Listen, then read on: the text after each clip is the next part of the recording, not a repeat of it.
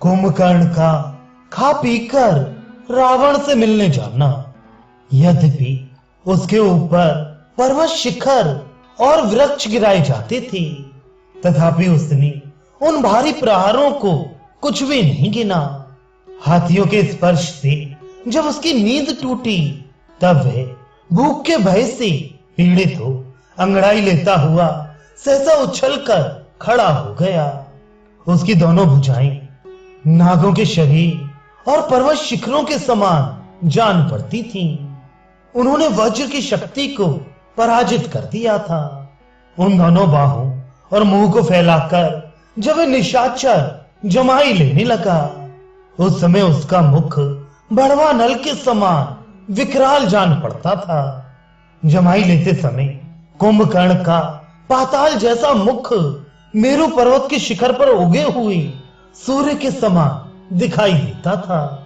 इस तरह जमाई लेता हुआ वह अत्यंत बलशाली निशाचर जब जगा, तब उसके मुख से जो सांस निकलती थी वह पर्वत से चली हुई वायु के समान प्रतीत होती थी। नींद से उठे हुए कुंभकर्ण का वह रूप प्रलय काल में समस्त प्राणियों के संहार की इच्छा रखने वाली काल के समान जान पड़ता था। उसकी दोनों बड़ी बड़ी आंखें प्रज्वलित अग्नि और विद्युत के समान दीप्तिमती दिखाई देती थीं।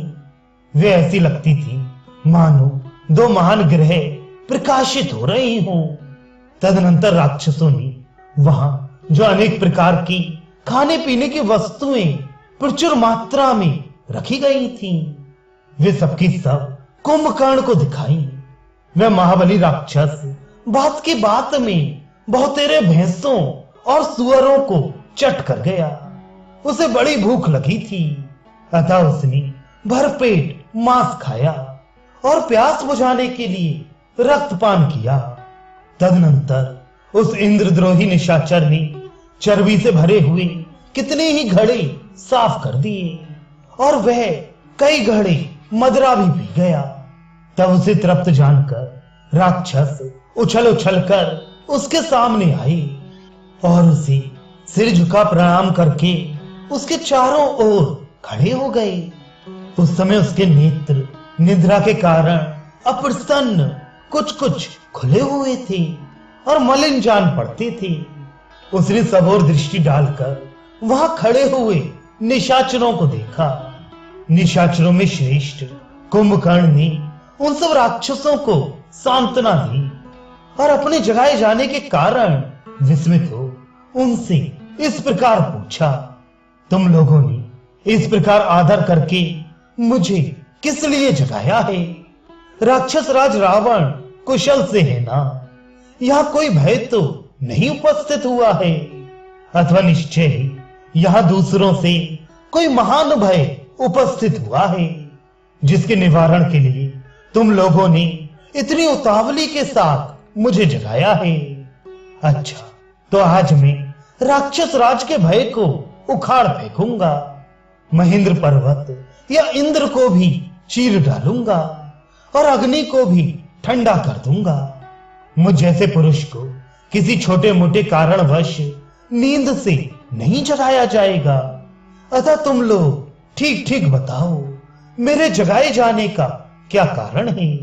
शत्रुसूदन कुंभकर्ण जब रोष में भरकर इस प्रकार पूछने लगा, तब राजा रावण के सचिव यूपाक्ष ने हाथ जोड़कर कहा, महाराज, हमें देवताओं की ओर से तो कभी कोई भय हो ही नहीं सकता।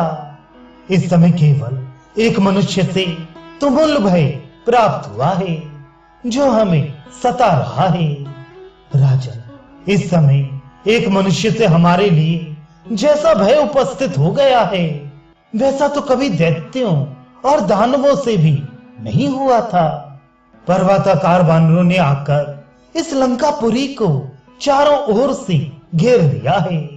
सीता हरण से संतप्त हुए श्री राम की ओर से हमें तुमुल भय की प्राप्ति हुई है। पहले एक ही वानर ने यहां आकर इस महापुरी को जला दिया था और हाथियों तथा साथियों सहित राजकुमार अक्ष को भी मार डाला था।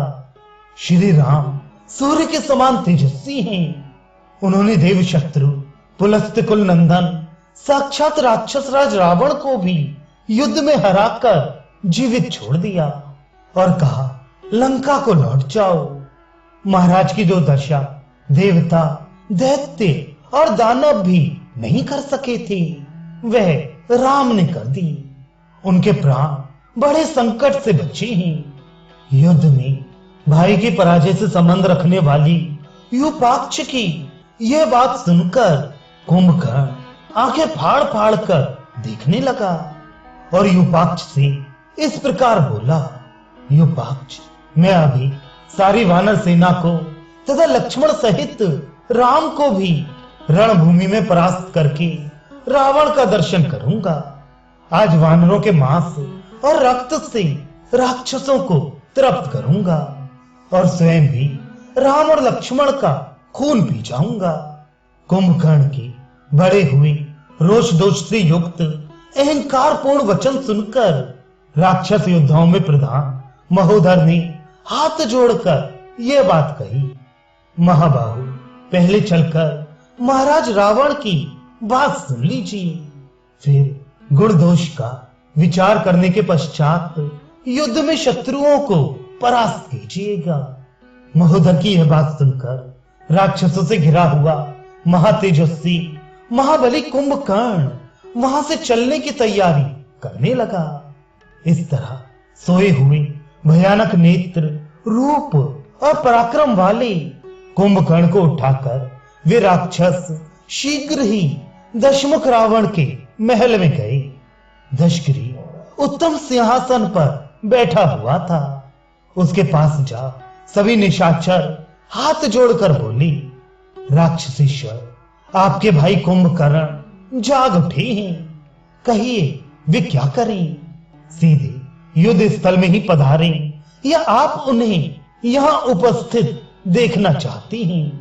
तब रावण ने बड़े हर्ष के साथ उन उपस्थित हुए राक्षसों से कहा, मैं कुंभकर्ण को यहां देखना चाहता हूं, उनका यथोचित सत्कार किया जाए। तब जो आज्ञा कहकर रावण के भेजे हुए वे सब राक्षस पुनः कुंभकर्ण के पास आ इस प्रकार बोले, प्रभु, सर्व राक्षस शिरोमणि महाराज रावण आपको देखना चाहते हैं, अतः आप वहां चलने का विचार करें और पधार कर अपने भाई का हर्ष बढ़ाएं।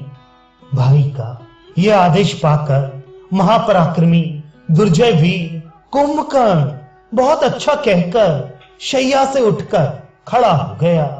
उसने बड़े हर्ष और प्रसन्नता के साथ मुंह धोकर स्नान किया और पीने की इच्छा से तुरंत बलवर्धक पेय ले आने की आज्ञा दी।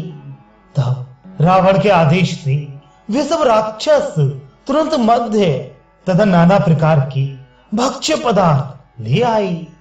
कुंभकर्ण 2000 घड़े मदरा गटक कर चलने को उद्यत हुआ।